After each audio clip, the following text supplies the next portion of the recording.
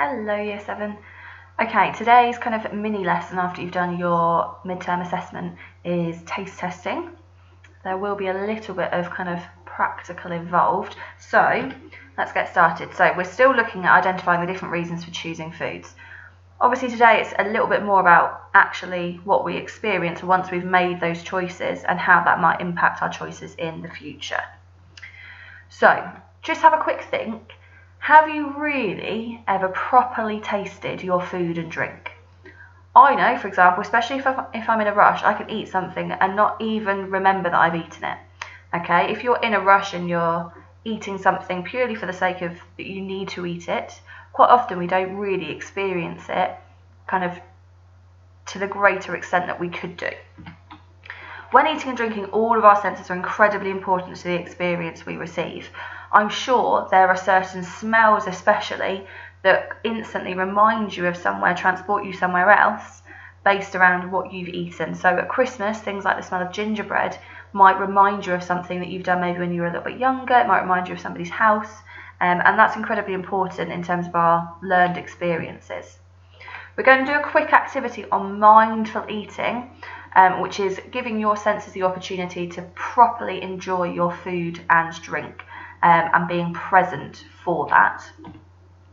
But we've got a video you need to watch first. I've linked it on Teams. The link is also on the slide on the PowerPoint. You need to click the link. The video won't automatically play, but this is what the initial screen looks like. It's only 2.5 minutes long, but it's really, really good in showing you what mindful eating is, and it explains it much, much more clearly than I would be able to.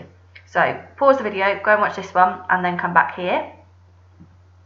So your mindful eating task. You're going to have a go at mindful eating.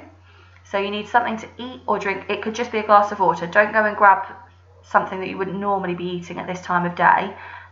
So either it could literally be a bite of a banana, bite of an apple, some water, chewing gum. It really doesn't matter. Just something that you could eat or drink.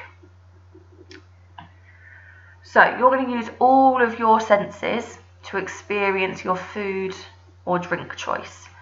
So have a look at it. What does it look like? All right, really study what it looks like. You might need to take a bite out of it as well to see what it looks like inside, depending on what it is that you've chosen.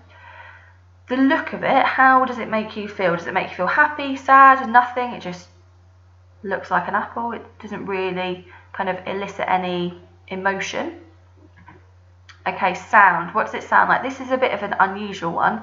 Some things, the sound comes when you're cooking them. Some things like the rustling of a crisp packet. I don't know about you, but I can tell the difference between a rustling crisp packet and a rustling sweet packet. The smell. What does it smell like? This is a really big one when you're tasting food. So have a sniff of it. It might be that there's some foods that have a much stronger aroma than others. So have a really deep sniff. You might look slightly strange whilst you're doing it. The feel of it, what's the texture like? So the texture to look at, okay, you can physically see what it looks like, but also how does it feel in your mouth? Is it crunchy, is it smooth, is it soft, is it claggy, is it familiar, is it unusual? And then obviously the taste, what does it taste like? So you might have been trying a little bit as you've gone along. What I want you to do, in a moment, once I've explained the task, you're going to cut the video, all right, so that you can really concentrate on experiencing whatever it is that you've got to eat or drink. If you want to close your eyes after you've looked at it, try and make sure you're somewhere that's reasonably quiet, doesn't need to be silent, but just somewhere where you can focus just on the food or the drink that you are eating or drinking. Really think about, what does it smell like, what does it look like, what does it taste like. Once you've done that, you're going to write down 3 descriptive words for each of those senses. I've popped on the PowerPoint and on this video, there's a load of examples of some sensory words. You don't have to use those ones, you can use any words that spring to mind.